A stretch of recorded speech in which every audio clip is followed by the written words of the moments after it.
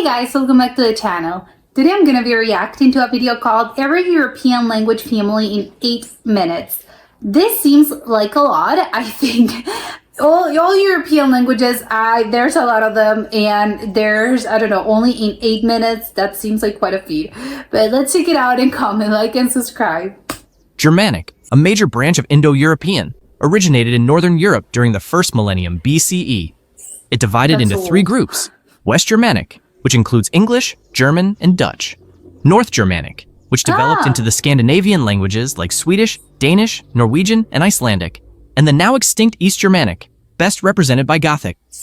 The early Germanic tribes, including the Goths, Saxons, and Franks, spread their languages through conquest and settlement, leaving a deep mark on European history.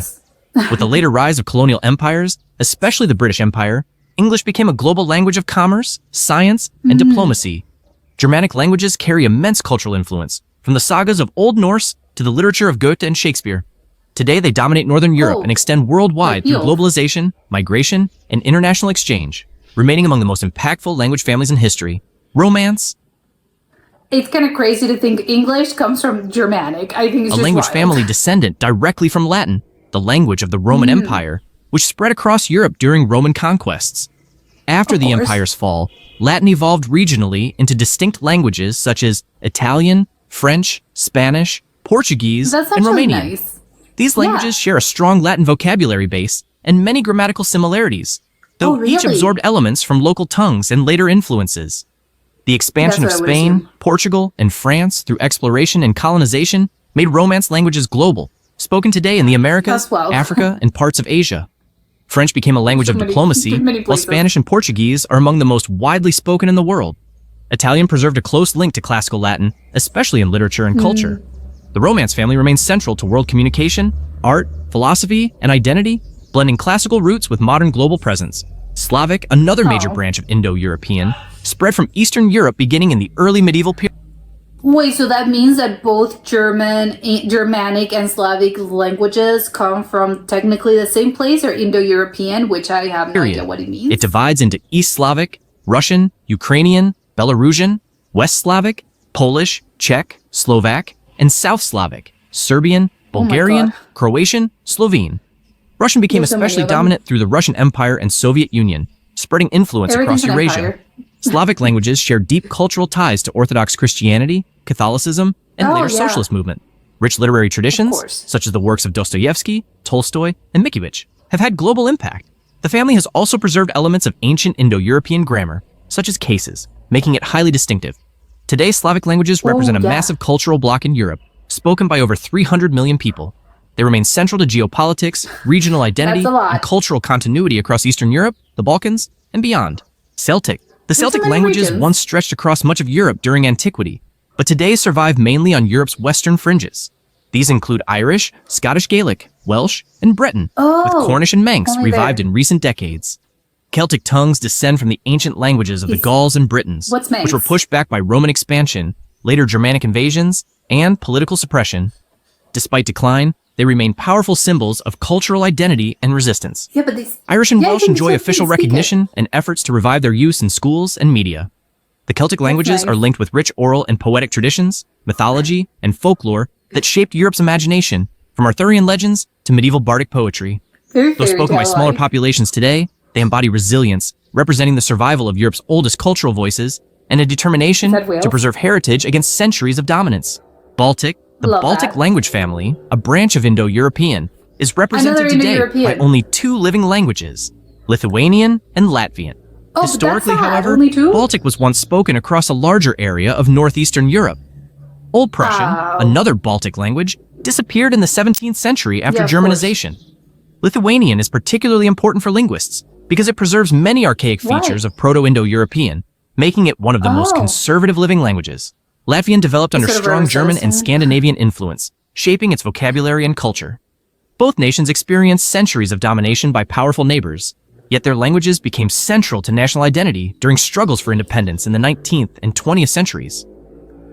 It's crazy, though, that the Finnish is closely related to this, because I think Finnish is not related to anything. It just sounds very hard. Baltic languages are official in their respective states and serve as symbols of resilience, modernity, and historical continuity, linking contemporary Baltic nations to their ancient linguistic roots. Hellenic. The Hellenic family is represented almost entirely by Greek, a language with a documented history of over 3,000 years. Ancient Greek was the language of Homer's epics, philosophy, democracy, and science, shaping Western civilization. Classical Greek influenced Roman culture, Christianity, and European thought for centuries. Byzantine Greek preserved the language through the Eastern Roman Empire, while modern Greek evolved with significant continuity. Greek has contributed countless words to global vocabulary in fields such as medicine, politics, and philosophy. Although spoken by a relatively small population today, Greek holds immense cultural prestige and remains the official language of Greece and Cyprus. Its long unbroken tradition makes it unique among European languages, standing as a bridge between antiquity and the present. Greek demonstrates how language can be both a vehicle of cultural legacy and a vital modern identity. Albanian is a unique Indo-European branch with no close relatives, spoken primarily in Albania, Kosovo, and parts of the Balkans. It developed in relative isolation, preserving ancient linguistic elements while also borrowing heavily from neighboring languages such as Latin, Greek, Turkish, and Slavic. Its origins remain debated, with some scholars linking it to the ancient Illyrian or Thracian peoples. Albanian has two major dialects, Geg in the north and Tosk in the south, with the latter forming the basis of the standard language. Despite centuries of foreign domination under the Ottoman and other empires, Albanian endured as a strong marker of cultural identity and nationalist pride. In the 19th and 20th centuries, the language became a rallying point for independence movements. Today it continues to thrive, uniting Albanians across national borders while maintaining its distinct linguistic heritage. Uralic. The Uralic family is unrelated to Indo-European and stretches from northern Scandinavia to Siberia. That's why it's so different. Its most notable members in Europe are Finnish, Estonian, and Hungarian. These languages are marked by complex grammar, agglutination, and vowel harmony. The smaller Sami languages are spoken across Lapland, while other Uralic tongues survive in Russia's interior, including Komi, Mari, and Udmurt. Hungarians trace their linguistic roots to nomadic tribes that migrated from the Eurasian steppe, while Finns and Estonians developed strong maritime and forest cultures. Uralic languages long resisted Indo-European dominance, preserving unique identities within Europe. They also played central roles in independence movements, particularly in Finland, Estonia, and Hungary. Despite modern pressures and declining use among minority groups, Uralic languages remain culturally significant, symbolizing resilience, diversity, and ancient connections between Europe and Eurasia, offering a stark contrast to surrounding Indo-European traditions. Turkic, the Turkic family, originating in Central Asia, expanded westward through nomadic migrations and empire building. In Europe, the most prominent Turkic language is Turkish, spoken widely in Turkey and Cyprus, as well as in diaspora communities across the continent. Historically, Turkic-speaking peoples, especially under the Seljuks and Ottomans, played major roles in shaping European history. The Ottoman Empire carried Turkish language and culture deep into southeastern Europe, leaving lasting legacies in the Balkans. Today, Turkish remains a major cultural and political force, linking Europe with Asia. While Turkic languages share agglutinative grammar and common roots, they also reflect regional influences. Their endurance in Europe highlights centuries of migration, conquest, and cultural exchange, making the Turkic family a living reminder of Eurasian interconnection. Basque is one of Europe's greatest linguistic mysteries, an isolate unrelated to any known family. Spoken in the Western Pyrenees, across northern Spain and southwestern France, it predates the arrival of Indo-European languages and may represent a remnant of Europe's prehistoric speech. Despite centuries of Roman, Frankish, and Spanish influence, Basque survived through strong cultural identity and community resilience. Its vocabulary absorbed outside influences, but its grammar remains unique and complex. Basque became a symbol of regional pride and resistance, particularly during Francoist Spain when it was suppressed. Today, revitalization efforts have expanded its use in schools, media, and public life. Though spoken by under 1 million people, its survival into the modern era is remarkable. Basque stands as proof of Europe's deep linguistic diversity, offering a living link to an ancient cultural past. I love all of this. Obviously, this video was great. But I love that all of those languages, what they have in common, taking, not the historical component of, this derives from this, and they have, they're similar to another.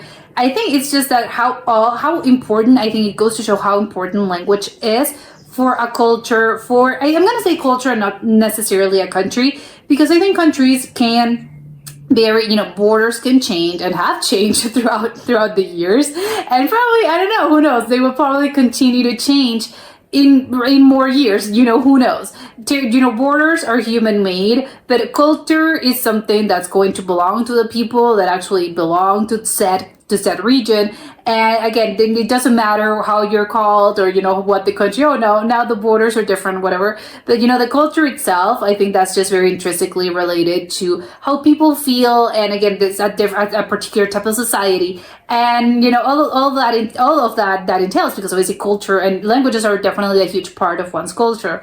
So it's really, I love that all of these, what they all have in common is that they're, a lot of these are representative of, it's a representation, I think, of their, their resilience, I think, against other, conquerors, or, again, like they mentioned independence, because they, because the language remained distinct and remained separate. And obviously, as a result, their culture remains separate from another thing. And that's what you want to gain independence from, because you feel distinct enough to not feel a part of that, of that territory of that culture. So I love that one of the more representative things about this sort of, this, this effect is language. It's, oh my God, it's so important. And I think it's something that people take for granted, because obviously you're not, and I get it, you're not thinking about this every single day of your life, because why would you? You just, language is something that you use every day and that's it. But it's really, I think when it comes to, let's get, philosophical with it, I really do believe that, yes, of course, it's so incredibly important. And the preserving of a language, I think, may seem as, maybe seem as not something that's really, not the utmost important thing in the world, because but whatever, just speak another language. No, it's absolutely not. It's a symbol of resilience. And again, we've seen historically how, when other cultures had attempted to either repress or, again, try to tamper down independence efforts or and all of that sort of political sort of, well, whatever, we already know what that entails. It's, it's what's forbidden, and they're trying to repress a language. But no, and a lot of people, and as a result, people, I think, they're very resilient. They made it so as, no, we are not going to surrender to this. We're going to speak a language. And I think language and words, actually, obviously words mean things, but it's really important, the conservation and the preservation of a language. It can mean so much. And I think it's an act of defiance as well, especially, again, in those cases in which, some other kind of culture was trying to forbid you to speak one particular language that was closely related to your culture, or, to your people, to say it like that. Then, and again, people resisted, and they were, no, we absolutely will not, because this is part of us and we are going to resist. And I think, we can see that with, I think, almost every single one of these languages. There was obviously you can see it in Wales, you can see it in Ireland, you can see it in Albania, you can see it in the Basque language, which it was forbidden, outright forbidden, even up till sort of recent years to speak. And I love it. It's very nice. And it really just goes to show how language can be more super important, not just in the, we're communicating with each other and, you speak this language and again, we can understand each other perfectly. No, it's also a symbol of resistance. It can be a symbol of being closely related to a culture specifically. And again, it's great. And I don't think we hardly ever discuss this or think about this, because again, it's really easy to sort of put those thoughts to the side and just be, whatever, we're communicating and that's it. And that's the most important part. But obviously, I think, again, if you're part of one of those cultures that have, in which language played an important role, in gaining independence or in maintaining, not necessarily independence, maybe maintaining, your own territory separated from possible conquerors, then of course it's going to be pretty important, and it's probably going to be more at the forefront of your mind. Because there's so many other cultures that cannot say the same thing, sadly, because, we've seen it time and time again. There's just so many examples in Europe of, the language has been, it was basically extinguished because, again, not a lot of people, obviously it's not a matter of, people didn't want us. It's not a thing of willpower. It's just, again, it's really hard. It's a really hard thing to do, to preserve a language, again, against other sort of conquer forces. It's hard for languages to remain the same thing as they've been throughout thousands and hundreds of years. So the fact that these languages actually do exist and there are remnants from other languages, of course they've evolved and stuff, but still you can sort of trace it back and it's very intrinsic to one culture specifically. That's amazing. That's such a marvel because there's a lot of, again, it's sad, but that's the reality. A lot of cultures cannot say the same thing because again, languages they vanished, they were extinguished, and obviously the people remain. Obviously, your culture remains, but the languages not so much, which I think is one of the first things that probably conquerors back in God knows what the year 500 BC probably what they were attempting. Is probably one of the things that they tried to impose on the people that they were conquering. So again, it's a marvel that languages have been able to survive for that long. I think it's a thing about you have to applaud this, and again, it's sad that so many cultures cannot say the same thing. I think it's also because having said that, the whole, you could really do trace it back, and obviously I think they're probably the more famous ones, but maybe it's just because the Germanic and the Romance languages are probably the more famous ones, but it's probably because a lot of people, most people in the world probably, by statistics, probably are the ones that are spoken by the majority of people. So it's kind of funny that you can see, oh yeah, I can see the resemblance between those languages, as in, again, it's not as if, if you speak German, oh, absolutely, you're going, you automatically are going to understand English. No, of course not. But it's just the thing about, if you really start thinking about this, it's actually, I can see this similarity. It's not that they sound the same. Obviously, you're not going to automatically understand that. But it's kind of, there's something I think in your brain that goes, yeah, I can see them sounding, not necessarily sounding similar, but I think especially when you see, some words, you can see sort of, they're rude because they're very similar. And I think it also happens with the Romance language as well. It's, maybe they don't sound that similar, but there are certain words in which you go, this reminds me of something. And it's obviously because they all share the same sort of, the same origin, which I think, again, is lovely. Also, I think it's just, again, it's a bad thing that obviously a lot of languages have been obliterated throughout history, but also it's kind of nice because it's a thing that actually thread us together, and the fact that you can trace so many of them to a certain in this case a lot of them were Indo-European, whatever that means. I have no idea what that means, but yeah, sure, I guess the ancient people that live in Europe in whatever year, all Europeans, there's all European groups that came after descend from those, as in Romans and Franks and Goths and whatever, they descend from that Indo-European people. And still, you can see it, again, I don't really know anything about those Indo-European languages, but the fact that they still remain sort of the parent, maybe not the parent, maybe it would be sort of the great-grandparent of a lot of these languages, I guess is really, it's nice because even though, and it goes to show that even with all the differences, because obviously each language is going to be different, it's going to have their own particularities and their differences, but still we are also part of the same sort of big family because we all share that sort of big ancestor, which I think is really nice. It's just, again, we're all sort of together in a way, and it's nice to find, I think, similarities, especially in a world that, I don't know, is trying to, or again, you can really do sense, I think, or maybe, I don't know, maybe that's just me, but I think in a world that's constantly trying to divide us, I think it's just really nice to see, what, at the end of the day, we all sort of, we are sort of kind of the same, obviously not really, but we all kind of come from the same place, which I think is really, again, it's just a nice thought to have. But the other, it's kind of funny as well that I hadn't never actually thought, again, maybe it's just because I'm less familiar with that type of culture, as in, for instance, the Slavic one. It's, I don't know why I thought that Finnish was also part Slavic, because I thought, I know they had, I think at one point they were part of Russia, so I thought the Finnish language was actually more in the Slavic family, but no, it's another thing, which I think is really funny to see it represented here, because they were, this and the sort of Scandinavian sort of languages that are, really Northern Europe, they developed, sort of in isolation from the others, which I think is, that explains a lot. That explains why they're so different, so distinct, and why they're probably so hard to learn for so many people. Obviously, as long as you're not part of that culture, because it's really, again, it's really unfamiliar. Even Russian, which obviously they have their own alphabet. Obviously it's a whole other thing. It's a whole other world out there, which again, it's really, in this also, again, I think in the great, and I already mentioned the whole sort of communality that all of Europe has, and again, everyone has.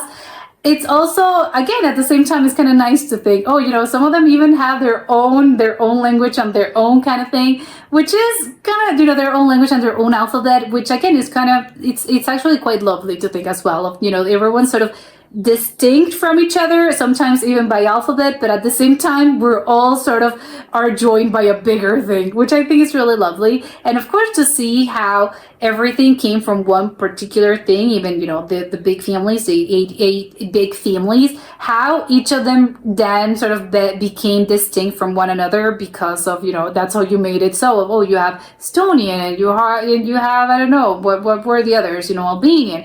You have their own sort of thing, and they developed sort of, they were technically at one point, it's crazy to think at one point they were the same. They sounded exactly the same. Everyone could understand each other. But as borders, I think, got tighter, and, as societies and as cultures developed sort of independent from each other, again, we're similar, but not exactly the same. Also, language evolved. And again, it's really nice to think, of course, everything became distinct, with enough time.